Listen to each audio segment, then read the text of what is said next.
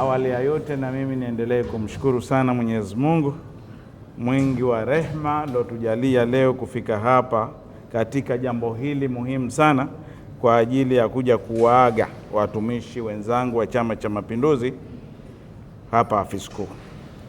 Na pia napenda kushukuru kwa dhati kabisa ndani ya moyo wangu Rais wa Jamhuri ya Muungano wa Tanzania mama yetu Samia Suluhu Hassan, ambaye ndio mwenyekiti wetu wa chama, kwa kuniona mimi ndani ya wanachama milioni 13.5 kuwa naweza kuchukua kijiti cha kuweza kuongoza taasisi kubwa kama hii hapa Zanzibar.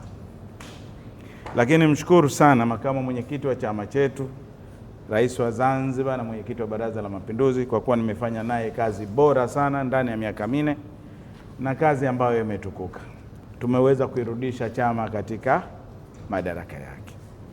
Lakini ndani ya sakafu ya moyo wangu ni shukuru sekretariati yangu yote nilikuwa nikiiongoza.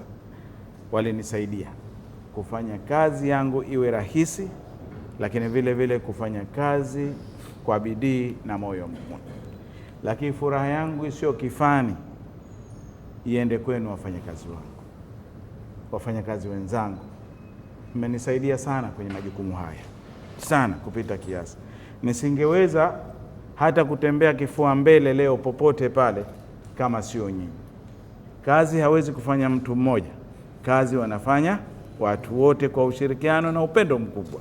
Sasa hongereni sana na mmenisaidia sana. Lakini leo hapa, leo mimi nimekuja na hisia mbili kubwa sana. Hisia mbili kubwa sana. Hisia ya kwanza ni furaha ya kuanza maisha mapya ya kustaafu. Hilo linanipa moyo mkubwa sana. Na kwa sababu nina furaha, nimeiacha nchi ikiwa salama. Nimekiacha chama kikiwa na mwendo mzuri sana. Na yale majungu makando kando ya zamani, nadhani sina uhakika, nilikuunganisheni kama watendaji na wanachama wa Chama cha Mapinduzi. Hiyo ni furaha yangu.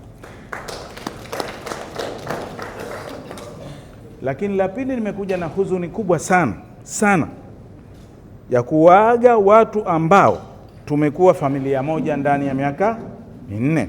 Hiyo ni huzuni kubwa. Nimehudumu kwenye miaka 4 na nyinyi. Sasa watu wote nyinyi leo na huzuni kubwa sana kuwaacha, kwa sababu niliishi na nyinyi ndani ya miaka 4, lakini nilihudumu nafasi hii ya naibu katibu mkuu Zanzibar. Leo imefikia wakati wa kupumzika na kumpisha naibu mwingine, ndugu yetu Abdi Mahmoud. Na huyu ni kijana wetu. Kama wote wasiojua, huyu ndio mimi nilomtaka kuja kuwa naibu katibu mkuu vijana, kwa sababu ya kutusaidia katika scenario za uchaguzi. Na hawa nimefanya nao kazi mapema sana, lakini nilipokuja hapa siku ya kwanza nilikuwa na ndoto. Leo nikiondoka nikiwa na furaha kubwa, ya sababu ndoto hizo zimetimia kwa pamoja.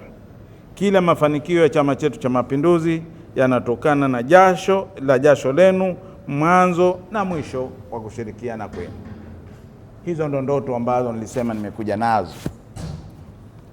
Jengine, nimejifunza mengi sana kutoka kwenu. Mengi. Na hayo mengine kwanza nishayaeleza. Nijifunza mengi sana. Kwa sababu unapokaa peke yako kwenye society za serikali au za sehemu nyingine, unajifunza vitu tofauti. Lakini ukikaa kwenye taasisi kubwa kama hii, nako unajifunza mambo mengi. Lakini vile vile nilicheka na nyinyi. Na tulipitia changamoto nyingi kwa pamoja sote.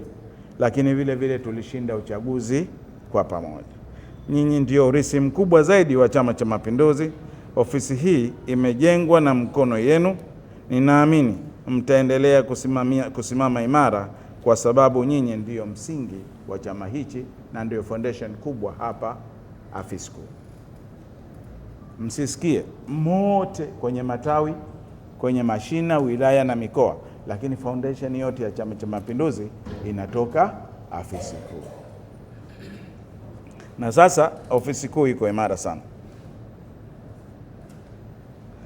mimi leo ninaondoka kwenye utumishi, lakini sijawahi kuwaondoa nyinyi nyote katika moyo wangu. Mtaendelea kuwa na athari kubwa sana ndani ya moyo wangu. Mlango wangu utakuwa wazi kila wakati, na popote mnaponihitaji nitaendelea kupeperusha bendera ya Chama cha Mapinduzi. Bahati nzuri mimi sina mbadala wa Chama cha Mapinduzi, ni hichi. Na bahati nzuri mimi ni mjumbe wa halmashauri kuu ya Chama cha Mapinduzi. Mtaniona kila kikao hapa na penya, pengine nitakusalimieni. Lakini nataka niwashukuru kila mmoja wenu kwa yale mlionifundisha, kwa wale niliowafundisha, na kwa wote tuliofanya kazi pamoja nikiwa kiongozi wenu. Bila nyinyi safari hii nisingefanikiwa. Leo tumefika kwenye uchaguzi, tumeshinda bila mtu kukunwa. Tumefika kwenye uchaguzi bila kumwaga damu, na hilo ndio nilikuwa nikilihofia, kwa sababu wacha Mungu kama kina Mbeto hapa Malhaji wanaogopa sana dhima ya kumwaga damu ya kiumbe mwingine. Sasa sisi hatukufanikiwa hilo, tumefanikiwa kustabilize hali ikawa nzuri na tumefanikiwa. Kwa hivyo nawashukuruni sana nyinyi, bila nyinyi yote tusenge yafanya. Naamini mtaendelea kulinda na kuitunza katiba ya Chama cha Mapinduzi. Na waomba sana mumpe ushirikiano mkubwa ndugu yetu Abdi Mahmudu akiwa naibu katibu mkuu mpya. Nitawatolea hadithi ndogo sana ya imani yangu ya Kiislamu kama mie kadiria. Bwana Mtume sallallahu alaihi wasallam alipofariki, Saidna Umar radhiallahu anhu alitoka na upanga mkubwa sana, na umenyolewa huku na huku, umenolewa unang'ara. Anasema atakaye sema Mtume amefariki, basi leo namkata kichwa. Lakini busara na hekima za Saidna Abubakar bin Sadiq aliwaambia, yule anoiamini dini ya Mwenyezi Mungu ataendelea kuwepo, na wala halali wala hasinzi. Lakini yule alokuwa akimwabudu Mtume Muhammad sallallahu alaihi wasallam, basi Mtume amefariki na yeye asiabudu. Lakini wote kwa sababu walikuwa ni maamiri muuminina alipokuweko, walilikubali lile. Sasa kama wako watu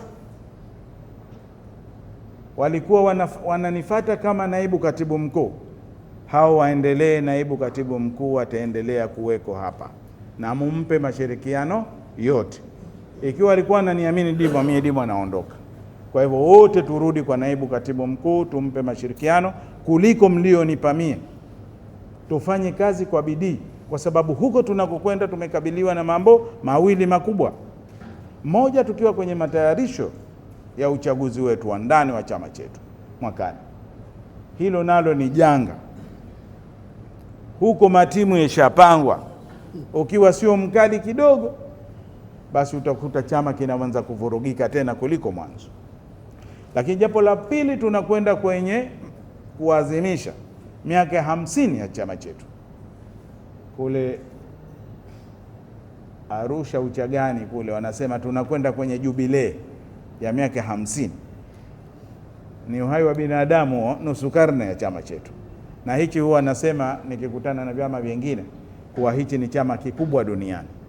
Na linatimiza miaka 50 baada ya CPC ya China, nadhani, sina hakika, kuwa ni CCM. Tumefikisha hapo. Kwa hivyo hilo tunakabiliwa huko na sherehe zetu za kufika miaka 50. Kwa hivyo mumpe ushirikiano naibu, ili sherehe hizi zifane, tuonekane kama hichi ndiyo chama kikubwa. Sasa nilikuwa niseme hayo, na kwa hayo machache basi niwatakie kila laheri katika kazi zenu. Niwashukuru sana kwa upendo wenu, ushirikiano wenu, nidhamu zenu. Mungu nyote aendelee kuwalinda na kuwahifadhi. Asanteni sana kwa kunisikiliza.